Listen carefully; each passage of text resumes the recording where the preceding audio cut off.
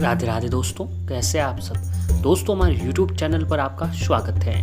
हमारे इस चैनल को सब्सक्राइब कीजिएगा और हमारे वीडियो को लाइक, शेयर और कमेंट जरूर कीजिएगा। दोस्तों, भगवान हनुमान जी जिन्होंने शौर्य इस मंत्र की रचना की है, आज हम आपको उसके बारे में बताएंगे। लेकिन आपको पता ही है, हनुमान जी शौर्य अपने शरीर पर सिंदूर का लेप किए रहते हैं।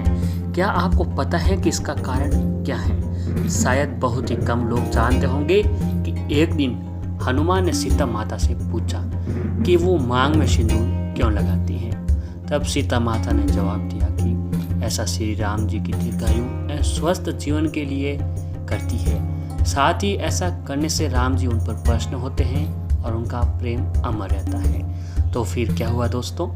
हनुमान जी ने तो सीता माता को ही पीछे छोड़ दिया। हुआ ये कि हनुमान जी पूरे शरीर पर सिंदूर लगा दिया और पूरे शरीर से सिंदूर से लथपथ हो गए कि राम जी की आयु भी लंबी होगी और श्री राम उनसे प्रेम भी करेंगे।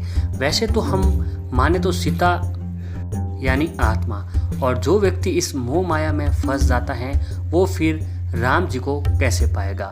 इसलिए हनुमान जी हैं जो हमें अपनी शक्तियों से सही राह दिखाते हैं। राम जी की भक्ति से वो हम पर कृपा बरसाते हैं। जब सीता माता ने राम जी की अंगूठी देते हैं तो सीता माता को तब आत्मा को परमात्मा से मिलाने का काम वो करते हैं, जो परम ज्ञान है। क्योंकि ऐसा माना जाता है कि अगर आप हनुमान जी की पूजा करते हैं तो जीवन में जितनी भी बुराइयां हैं, जो भी तकलीफें हैं, भय हैं, उनसे आप दूर हो जाते हैं। आप में व्यक्तिगत आध्यात्मिक शक्तियाँ आ जाती हैं और श्री राम जी की पूजा करने से, हनुमान जी की पूजा करने से, तो ऐसे में श्री राम जी प्रसन्न हो जाते हैं। श्री राम जी को तो पा लेंगे आप अगर हनुमान जी की सेवा करते हैं। लेकिन दोस्तों, राम जी का नाम लेने से हनुमान जी आपसे वैसे ही प्रसन्न हो जाते हैं। हनुमान जी की पूजा करने से आपके ऊपर संकट आ ही नहीं सकता। अगर आ भी जाए तो वो छू कर चला जाएगा। रोग शोक सब दूर हो जाते हैं। और दोस्तों, एक और प्रसंग ये आता है कि रामायण में कि हनुमान जी के जो पुत्र थे मगरध्वज, मेघनाथ की मृत्यु के बाद जब रावण ने अपने सौतेले भाई अहिरावण के साथ अपने साथ के लिए बुलाया, तब अहिरावण पाताल लोक का स्वामी था और उसने योजना बनाई कि राम जी व लक्ष्मण को चुरा कर पाताल ले जाएगा और उन्हें माँ चंडी की बलि चढ़ा देगा। जब हनुमान जी को ये बात पता चली तो वह उनके द्वार पर आकर खड़े हो गए, जिसकी जो अहिरावण वो भीतर नहीं जा सके। तब अहिरावण विभीषण के भेष में आया। तब हनुमान जी ने उसको अंदर जाने दिया। अहिरावण सोते हुए राम लक्ष्मण को अपने साथ पाताल लोक में ले गया और जैसे ही हनुमान जी को ये बात पता चली और द्वार पर हनुमान जी को मगरध्वज नामक द्वारपाल मिला, जो कि आधा बंदर व आधा मगरमच्छ था।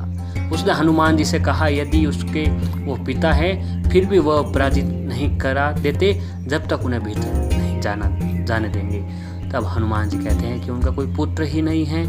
तब मगरध्वज उन्होंने अपनी जन्म की कथा सुनाई कि जब आप लंका दहन के पश्चात जब हनुमान जी अपनी पूंछ की आग बुझाने के लिए समुद्र में कूदे तो उनकी पसीने की एक बूंद थी वो उसके अंदर गिर गई। एक बलशाली और विशालकाय मगरमच्छ के मुंह में जा गिरी और उसी से मगरध्वज पैदा हुआ। अहिरावण उसका विशाल आकार और असाधारण रूप देकर उसे अपने साथ पाताल लोक ले गया। जब हनुमान जी ने मगरध्वज को परास्त किया और अंदर जा पहुंचे, किंतु दोस्तों अहिरावण को परास्त करना संभव ही नहीं था, क्योंकि हनुमान जी को ज्ञात हुआ कि अहिरावण तभी मारा जा सकता है जब 5 दिशाओं में विशेष स्थानों में जलती हुई ज्योतियों को एक साथ उसी पल में बुझा दिया जाए। और तभी हनुमान जी ने पंचमुखी रूप धारण किया और एक साथ अपने 5 मुखों से फूंक मारकर ये कार्य संपन्न किया। तब वहाँ अहिरावण को मारकर हनुमान जी राम जी और लक्ष्मण जी को पाताल लोक से वापस छुड़ा कर ले आए हैं। इसीलिए तो हनुमान जी के पंचमुख हैं और उसी समय हनुमान जी ने ये पंचमुख धारण का रूप किया था। पूर्व दिशा में कपि या हनुमान जी जो पाप को नाश करते हैं और अच्छी बुद्धि देते हैं। वहीं दक्षिण दिशा में नरसिंह जो कि शत्रुओं का नाश करते हैं और विजय दिलाते हैं। और पश्चिम दिशा में गरुण जो विष और अन्न ना दिखने वालों, ना समझ आने वाले अनिष्टों और दुखों से हमारी रक्षा करते हैं। और उत्तर दिशा में ब्रह्मा जो अष्ट निधियों देने वाले, ग्रह दशा दूर करने वाले। उर्ध दिशा में हयग्रीव जो विजय गान, संतान व सुख में ग्रस्त जीवन देने वाले होते हैं। इस तरह हनुमान जी 5 दिशाओं से अपने भक्तों की भली भांति सुरक्षा प्रदान करते हैं और अपने भक्तों की सभी कष्टों को दूर करते हैं। वैसे तो हनुमान जी, पंचमुखी हनुमान जी को 11 रुद्र अवतार भी माना जाता है। अब दोस्तों हम बात करेंगे कि हनुमान जी की पूजा करने से या फिर उनका मंत्र जपने से, यहाँ तक कि शनिदेव भी आपका कुछ नहीं बिगाड़ते हैं और आपकी रक्षा करते हैं और आप इस पर हमेशा अपनी कृपा बरसाते हैं। मंगल देव को जो भी बुरी परेशानी है, बुरे ग्रह दशा हैं, दूर हो जाती हैं, क्योंकि दोस्तों हनुमान जी सभी ग्रहों शनि और मंगल को भी रावण के चुंगल से छुड़ाया था। इस कारण ये दोनों ग्रह हनुमान जी के जो भक्त होते हैं ना, उन्हें अनिष्ट नहीं करते हैं। और रावण सभी ग्रहों को अपने पैर के नीचे दबा कर रखा था, जिससे कि वह मुक्त न हो सके। और उधर देवताओं ने ग्रहों की मुक्ति के लिए, ग्रहों को छुड़ाने के लिए योजना भी बनाई और इस योजना के अनुसार नारद जी ने रावण के पास जाकर पहले इसका यश गान किया और रावण को सारी योजना के बारे में बता दिया। और फिर उसने कहा कि ग्रहों को जीत कर उसने अच्छा किया, पर जिसे जीता जाए, फिर नारद जी ने कहा जिसे जीता जाए फिर उसके कमर पर, पैर उसके कमर पर नहीं, उसकी छाती पर रखना चाहिए। रावण को भी ये सुझाव अच्छा लगा और उसने अपना पैर उठाकर ग्रहों को पलटने को आदेश दिया। और जैसे ही पलटे, तब शनि ने अपनी दृष्टि थी वो रावण पर डाल दी और उसी समय से रावण पर शनि की दशा आरंभ हो गई।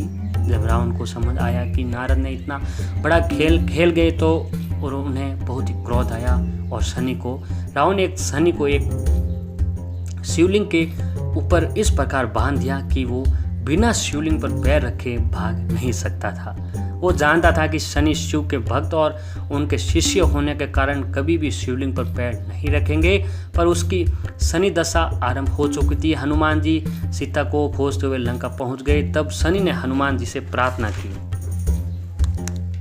कि देवताओं के हित के लिए अपना सिर शिवलिंग और उसके पैर के नीचे बीच में कर दें, जिससे वे उसके सिर पर पैर रखकर भागे। हनुमान ने पूछा ऐसा करने से उस पर शनि का क्या दुष्प्रभाव होगा। शनि ने बताया कि उनका घर परिवार उनसे बिछड़ जाएगा। हनुमान जी मान गए, क्योंकि हनुमान जी का तो कोई घर परिवार था ही नहीं। हनुमान जी मान गए और उनके शिवलिंग और उनके बीच में अपना सिर रख दिया। इस उपकार के बदले शनिदेव ने हनुमान जी से कोई वर मांगने को कहा। तब हनुमान जी ने खुद ने वर मांगा कि शनिदेव कभी उनके भक्तों को अहित ना करें, कि कभी दुखी ना करें। ऐसा सुनकर शनिदेव तथास्तु कहा। अब हम बात करेंगे दोस्तों कि कौन सा मंत्र है जिसे अगर आप सोने से पहले, रात को सोने से पहले जप करते हैं तो यकीनन इस मंत्र का जाप करने से आपके जीवन में चमत्कार होने लगेगा। तो दोस्तों वो मंत्र इस प्रकार हैं। आप इस मंत्र का सोते वक्त 10 या 11 बार जाप कीजिए। तो मंत्र इस प्रकार हैं दोस्तों। दीन दयाल बिरदु संभारी, हरऊ नाथ मम संकट भारी। दीन दयाल बिरदु संभारी, हरऊ नाथ मम संकट भारी।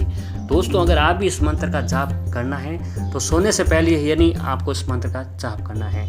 हमारे जीवन में जो भी घोर संकट हैं, हे नाथ उनसे दूर कीजिए। तो दोस्तों सभी परेशानियों से छुटकारा पाने के लिए, ग्रहों कलेशों से छुटकारा पाने के लिए, संकटों से, विपत्तियों से ये मंत्र बहुत ही कारगर है। और ये चौपाई अपने आप में मंत्र है और यह मंत्र बहुत ही कारगर है। इसका प्रभाव बहुत ही अगुण है। इस मंत्र का जाप बहुत ही सरल है और यकीनन मानिए दोस्तों, जीवन में संकट हैं, कष्ट हैं, उन सब से हमें ये भगवान से प्रार्थना करते हैं कि उन सभी संकटों को दूर कीजिए और मन में सही राह दिखाइए। तो दोस्तों मात्र इस मंत्र का अगर आप जाप करते हैं तो भगवान हनुमान जी का आपके ऊपर आशीर्वाद बना रहेगा। शनि की कोई भी साढ़े आपके ऊपर नहीं बनेगी। हमेशा आप खुशहाल जीवन जिएंगे और कभी शनि का कोई भी दुष्प्रभाव साढ़े आपके ऊपर नहीं बनेगी। और दोस्तों आप इस मंत्र को कभी भी किसी भी समय इस मंत्र का जाप कर सकते हैं। इस मंत्र का जाप करने से बजरंगबली का आपके ऊपर आशीर्वाद बना रहेगा। तो दोस्तों सोने से पहले आप इस मंत्रों का जाप अवश्य कीजिएगा और हमारे इस वीडियो को लाइक जरूर कीजिएगा, शेयर कीजिएगा और चैनल को सब्सक्राइब जरूर कीजिएगा।